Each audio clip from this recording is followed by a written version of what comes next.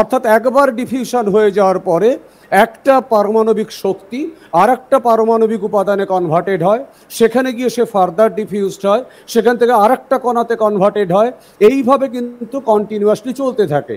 এবং শুধু চলাটা যে শেষ হয়ে গেল বলা যাবে না, এর পরেও কিন্তু পাকিস্তানে এর ফলে ভূমিকম্প সংঘটিত হতে পারে। বেসিক্যালি এক্ষেত্রে কিন্তু আমরা নিশ্চিন্তে বলতে পারি যে এই ঘটনাতে অ্যাটম বোম আলটিমেটলি কিন্তু ডিফিউজড হয়ে গেছে পাকিস্তানের, এবং সেটার সংখ্যাটা অনেকগুলো অ্যাটম বোম ডিফিউশন যদি একসঙ্গে না ঘটে তাহলে কিন্তু এই বিষয়টা ঘটবে না। দ্বিতীয় যেটা গুরুত্বপূর্ণ বিষয় সেটা হলো স্বাভাবিকভাবে আমরা একটা পারমাণবিক বোম মাটির তলাতে ডিফিউজড হলে তার যা এনার্জি, সেই এনার্জির ফলে মাটি কম্পন অত্যন্ত হালকা মাপের হতে পারে। আপনারা জানেন অটল বিহারী বাজপেয়ীর সময় ভারতের পোখরানে একটা পারমাণবিক টেস্ট করা হয়েছিল, তাতে কিন্তু কম্পনের মাত্রা অত্যন্ত সামান্য ছিল, সেটাও একইভাবে ভূমিকম্প হয়েছিল। অর্থাৎ সেখানে কোনো পাত সংস্থান ঘটেনি, সেখানে লাভা নিঃসরণের কোনো সম্ভাবনা নেই, সেখানে কোনো ফল্ট লাইন নেই, কোনোভাবেও আলটিমেটলি কিন্তু বিষয়টা সঠিকভাবে ঘটেনি। কিন্তু আলটিমেটলি আমরা ভূমিকম্প পেয়েছিলাম এবং ভূমিকম্প সংঘটিত হয়েছিল, যার ফলে আলটিমেটলি আমরা কিন্তু বারবার এই প্রমাণটা পেয়েছি যে এই বিষয়টা ঘটতে পারে। শুধু তাই নয়, আপনারা খেয়াল করবেন জাপানে ভয়ঙ্কর ভূমিকম্পের ফলে যখন ফুকুশিমা ধ্বংসপ্রাপ্ত হলো, সেই ফুকুশিমা ধ্বংসপ্রাপ্ত হওয়ার সময় কিন্তু রিক্টার স্কেলে প্রায় 4 রিক্টার স্কেল, 5 রিক্টার স্কেলের পরপর দুটো কম্পন সংঘটিত হয়েছিল।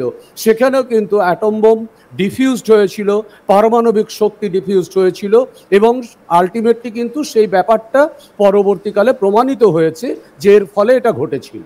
কিন্তু এই যে পাকিস্তানে গত সপ্তাহে এই যে আমরা 4 দিন ধরে দেখলাম যে মাটি কেঁপে উঠলো, এর ফলে কি ফল্টের সৃষ্টি হতে পারে? কারণ আমরা যখন টেকটনিক পাতগুলো মানে মাটির নিচে যে পাতগুলো রয়েছে সেগুলো যখন ঘর্ষণ হয়, তার ফলে তো একটা চ্যুতি রেখার মধ্যে একটা প্রবল একটা শক্তি সঞ্চয় হয় এবং তার ফলে মাটিটা কেঁপে ওঠে। এরকম কি কিছুকে ত্বরান্বিত করতে পারে? তাহলে কি এই পাতগুলোর ওপর কোনো প্রেশার পড়তে পারে এই ধরনের কম্পনের ফলে? না, বিষয়টা ঠিক তা নয়। এখানে সেই ধরনের কোনো পাত নেই পাকিস্তানে। কিন্তু আপনারা জানেন যে পাকিস্তানের যে জোনটাতে এই কম্পনটা হয়েছে সেটা অত্যন্ত দুর্বল প্রকৃতির গঠন এবং ভঙ্গিল পর্বতমালার একটা অংশ বিশেষ। এবং এখানে যেটা গুরুত্বপূর্ণ বিষয় সেটা হচ্ছে জিওলজিক্যালি এখানকার শিলা প্রকৃতিগুলো উল্লম্বভাবে বিস্তৃত, অর্থাৎ মাটির তলায় ভার্টিক্যালি নিচের দিকে নেমে গেছে। মাটির তলাতে যদি হরাইজন্টালি বিস্তার থাকতো তাহলে কিন্তু অনেক বড় সড়ো ঘটনা ঘটতে পারত এবং তার প্রভাবে অনেক বড় সড়ো কম্পন ঘটতে পারত।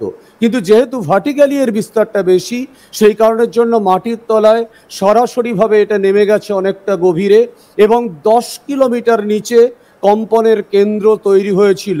অর্থাৎ পি তরঙ্গ 10 কিলোমিটার নিচের দিকে নেমে গিয়ে প্রথম সেখানে সারফেসকে স্ট্রাইক করেছিল। পরবর্তী দিন কিন্তু আমরা দেখেছি নেমেছিল 12 কিলোমিটার, এবং তারপরের দিন যেটা ঘটেছিল সেটা 8 কিলোমিটার ডেপথে ছিল।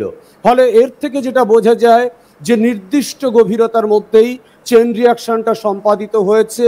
পাত সৃষ্টি হওয়া, চ্যুতি সৃষ্টি হওয়া, সেখানে মাটির তলায় যতটা গভীরতা পর্যন্ত প্রবেশ করার সম্ভাবনা থাকে বা প্রবেশ করতে হয় সেই পরিমাণ প্রবেশ করতে পারেনি। ফলে এখানে যে অ্যাটম বোমগুলো ডিফিউজড হয়েছে তাদের শক্তি কিন্তু খুব বেশি ছিল না, অর্থাৎ তাদের ধ্বংসাত্মক শক্তি অত্যন্ত যে বেশি মাত্রায় ছিল সেটা কিন্তু বলা যায় না। কারণ স্বাভাবিকভাবে একটা অ্যাটমিক বোম ডিফিউজড হলে সেটা মাটির তলাতে প্রায় 150 থেকে 200 কিলোমিটার পর্যন্ত গভীরতা পর্যন্ত তার এনার্জিটাকে ট্রান্সফার করাতে পারে। কিন্তু এক্ষেত্রে এনার্জি ট্রান্সফার হয়েছে মাটির তলাতে মাত্র 10 থেকে 15 কিলোমিটার, কোনো কোনো ক্ষেত্রে হয়তো 20 কিলোমিটারের কাছাকাছি। ফলে এই অ্যাটম বোমগুলো অত্যন্ত লঘু শক্তিশালী বা কম শক্তিশালী অ্যাটম বোম আলটিমেটলি ওই জায়গাতে ডিফিউজড হয়েছে, এবং সংখ্যাটা হয়তো 100 থেকে 150 খানা অ্যাটম বোমের একসাথে ডিফিউশনের যে এনার্জি, সেই এনার্জিটা হয়তো ওখানে পাওয়া গেছে। ঠিক, এর ফলে কি ভবিষ্যতে এই ধরনের আরো কম্পন হতে পারে? কারণ এই যে নিউক্লিয়ার ব্লাস্টের কথা যেটা আপনি বললেন, ডিফিউজের কথা যেটা বললেন, যে সেখানে একটা এনার্জি বেরিয়ে এসেছে এবং সেটা মাটির মধ্যে গেছে, এই শক্তিটা তো ভেতরে থেকে গেছে, এর প্রভাবে কি ভবিষ্যতে আবার এই ধরনের কোনো কম্পন হতে পারে? তার সম্ভাবনা কতটা? হ্যাঁ, বেসিক্যালি দেখুন, যেহেতু বললাম চেন রিয়াকশন, এক একটা, যেমন ধরুন ইউরেনিয়াম, ইউরেনিয়াম থেকে থোরিয়াম, থোরিয়াম থেকে প্লুটোনিয়াম, প্লুটোনিয়াম থেকে টাইটানিয়াম, এইভাবে চেন রিয়াকশনে পর পর পর পর পর পর তারা ভাঙতে শুরু করে।